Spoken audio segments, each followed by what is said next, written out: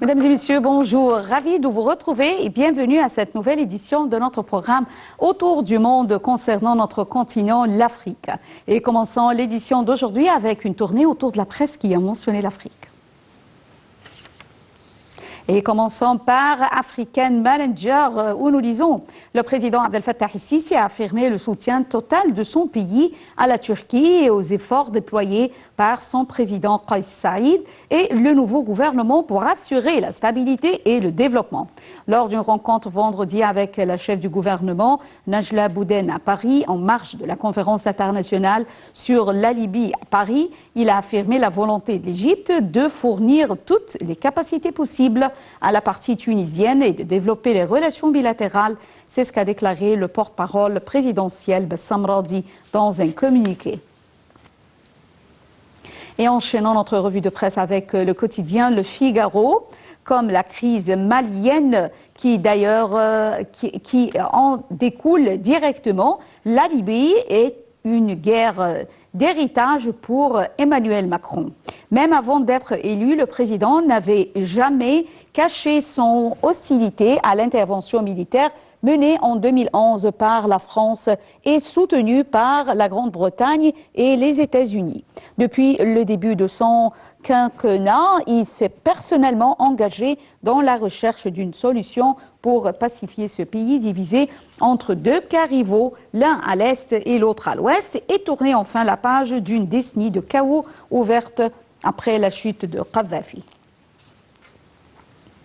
Toujours au quotidien Le Figaro, nous lisons les ministres français des Affaires étrangères et des Armées, Jean-Yves Le Drian et Florence Parly, ont, lors d'un entretien à Paris avec leur homologue Sergueï Lavrov et Sergueï Tchougou, réitéré leur message de fermeté quant au risque de déstabilisation régionale et d'atteinte aux intérêts de la France et de ses partenaires engagés dans la lutte contre le terrorisme au Sahel, selon un communiqué conjoint, alors que la junte au pouvoir à Bamako menace de recourir au service de la société privée russe Wagner, décrite comme proche du président russe Vladimir Poutine. Et terminons notre revue de presse avec Monde Afrique. De passage dans la capitale française, le commissaire aux affaires politiques, à la paix et à la sécurité de l'Union à l'Afrique, le diplomate éthiopien Benkele Adebayo, a fait part de ses craintes de voir les rebelles éthiopiens poursuivre leur avancée sur Addis Abeba, la capitale éthiopienne, mais aussi siège de l'organisation panafricaine depuis 1963.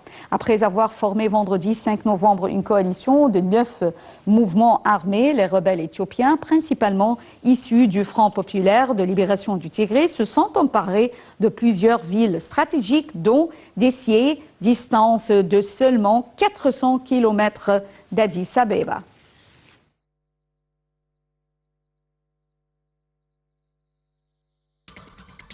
C'était donc l'appel à la prière et enchaînant cette édition de notre programme Autour du monde avec la communauté internationale qui s'est réunie à nouveau à Paris pour exprimer son soutien à la transition en Libye à moins de 6 semaines d'un scrutin présidentiel aux contours incertains.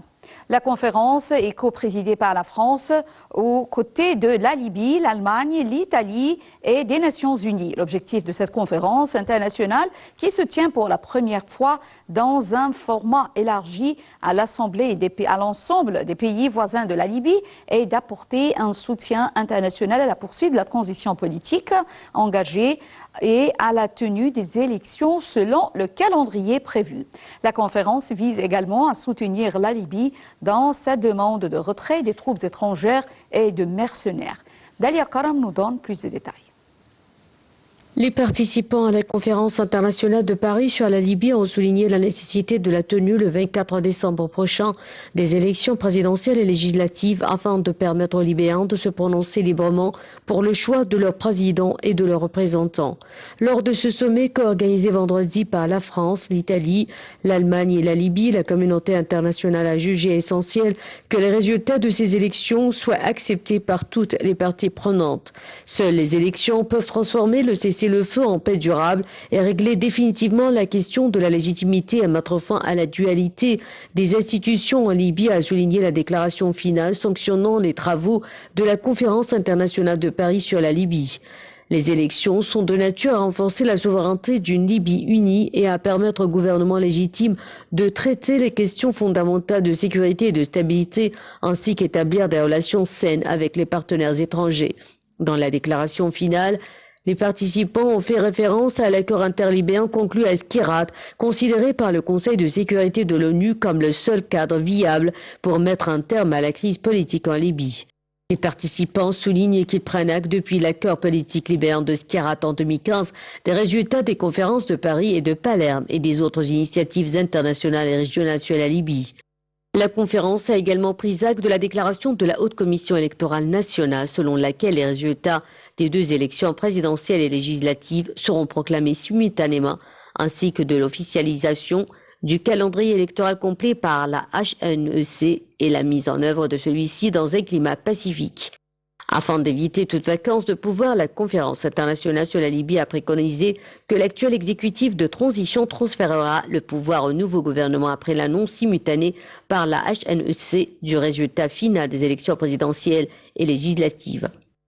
La conférence de Paris a mis l'accent également sur la nécessité de la réunification des institutions libyennes pour recevoir un mandat démocratique de la part de la population et encourager le nouveau Parlement à s'atteler une fois élu à l'élaboration d'une constitution permanente recueillant une large approbation dans toute la Libye.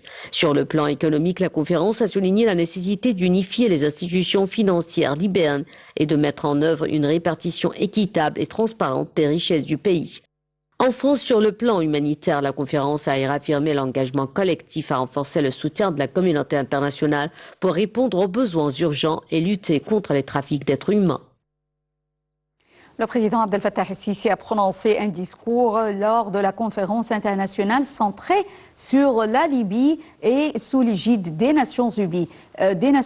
Et lors de son allocution, le président Abdel Fattah el-Sisi a réitéré l'engagement de l'Égypte à soutenir les efforts des Nations Unies, à lancer un processus politique global et durable sous la direction et l'appropriation libyenne pour mettre fin au conflit et rétablir la stabilité aspirée par tout le peuple libyen.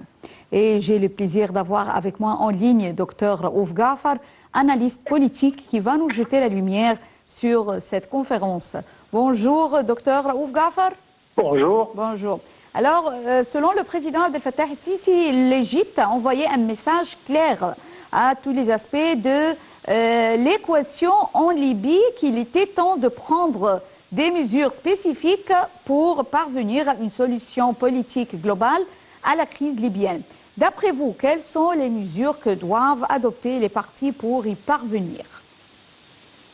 Premièrement, il faut bien observer que la Libye, pour l'Égypte, c'est une affaire de sécurité nationale, avec une frontière qui s'étend à plus de 1000 kilomètres. La stabilité et la sécurité de la Libye, c'est une chose impérative pour l'Égypte. Et donc, tout ce que l'Égypte, tous les efforts que l'Égypte exerce, c'est pour le bien-être des Libyens et de la Libye, pour commencer. Et lors de la conférence à Paris l'autre jour, le message était clair. C'est-à-dire qu'il faut suivre la carte de route, les élections présidentielles et autres doivent prendre lieu avant la fin de l'année. Le peuple libyen doit avoir la volonté de se débarrasser de tous les milices et toutes les forces étrangères qui se trouvent sur le sol libyen pour établir la sécurité et pour commencer la construction et le développement de la Libye. Oui. Donc, une chose impérative, c'est de exécuter la carte route et commencer par les élections prévues en décembre. Oui. Oui, le 24 décembre, je pense. Exactement. Le président Abdel Fattah el-Sisi a averti contre le danger de la poursuite du conflit armé sur la sécurité nationale libyenne, ainsi que sur les voisins arabes, africains et européens en général. Comment peut-on aider à éviter cette dégradation? Bon, l'Égypte a fait toute chose possible pour réaliser ce but. Les pays de voisinage, la même chose, c'est-à-dire la Tunisie d'un côté, l'Algérie, etc. Mais, à mon avis, c'est la volonté du peuple libyen lui-même. Ce n'est pas compréhensible qu'il y ait des milices, surtout dans l'ouest de la Libye, qui se combattent l'un et l'autre et qui essayent de dominer peut-être des superficies et des territoires là. C'est une chose qui doit disparaître. Et je pense qu'avec les efforts des pays de voisinage, la communauté particulièrement européenne, on peut réaliser ça, mais en principe, c'est les Libyens eux-mêmes qui doivent comprendre que sans la sécurité et la stabilité, il n'y a pas de développement. Alors, nous espérons bien qu'ils mettent ça en tête et ils suivent exactement les recommandations de la conférence et du message de notre président. Docteur Raouf Gafar, analyste politique, nous vous remercions infiniment pour ces explications. Et enchaînons cette édition de notre programme Autour du monde avec des milliers de partisans de l'opposition congolaise qui sont descendus samedi dans les rues de Kinshasa, la capitale congolaise, pour protester contre la confirmation le 22 octobre à la tête de la Commission nationale électorale de la RDC le mois dernier de Denis Kedima, expert électoral jugé proche de Félix Tshisekedi. Voyons ensemble. Bravant la pluie, les opposants du président congolais ont dénoncé la politisation supposée de l'organe en charge des élections dans leur pays. Cette marche pacifique encadrée par la police a été organisée à l'appel des laïcs catholiques et protestants pour dire non à cette CENI politisée et à la fraude électorale. Hervé Diakiès, membre du comité laïque catholique de coordination, a affirmé que la désignation du président de la Commission électorale nationale indépendante et de ses animateurs s'était opérée de manière chaotique, d'une manière irrégulière et d'une manière qui n'augure rien de bon en ce qui concerne la crédibilité du processus électoral. L'Église catholique avait déjà joué un rôle de premier plan lors des manifestations en faveur de l'organisation des élections en 2018. Outre les partisans de l'opposant Martin Fayulu, des cadres du Front commun congolais de l'ex-président Joseph Kabila ont aussi participé à la marche. Ils sont venus exprimer leur solidarité avec la population qui n'est pas d'accord avec les politiques publiques menées par le pouvoir en place, comme l'a expliqué Néhémie Niulanya, ex-directeur du cabinet de Kabila. Des centaines de personnes se sont également mobilisées à Kikwit, importante ville de l'ouest de la RDC. L'élection présidentielle en République démocratique du Congo est supposée se tenir en décembre 2023. L'actuel président a déjà fait savoir son intention de briguer un nouveau mandat, alors que des manifestants ont appelé samedi au retour aux affaires de son prédécesseur Joseph Kabila Kabange, qui a dirigé la République démocratique du Congo de janvier 2001 à janvier 2019. Le défilé de mode Made in Côte d'Ivoire, organisé dans la capitale Abidjan samedi dernier, a réuni 15 créateurs pour promouvoir les matériaux fabriqués localement à l'occasion de l'Afrique Fashion Show. Plus de détails avec Shem Senemi. La 15e édition de l'Afrique Fashion Show s'est déroulée comme tous les ans au Palais des Congrès de l'Hôtel Ivoire sous le thème de la promotion et de la digitalisation de la mode en Afrique. Le défilé visait également à promouvoir la Côte d'Ivoire à travers l'art, la culture et le tourisme. L'Afrique Fashion Show est un événement dédié à la promotion de la mode africaine, mettant les créateurs africains sur le même podium à Abidjan. Depuis des années, il est une référence en la matière et a permis de valoriser les talents de créateurs hors pair, de promouvoir le talent des artisans Made in Africa, de valoriser l'image de certaines marques en dénichant des nouveaux créateurs. Aujourd'hui, on peut se permettre un vêtement chez un créateur à vil prix, donc la mode est en train de se démocratiser, on va dire. Les choses viennent petit à petit. Il y a beaucoup de jeunes créateurs, de jeunes marques de prêt-à-porter qui naissent et la mode africaine et ivoirienne coûte aujourd'hui rien du tout, a précisé l'un des stylistes. L'événement organisé sous le patronage du ministère du Tourisme et Loisirs ivoiriens a mis en lumière le patrimoine artistique et la créativité locale.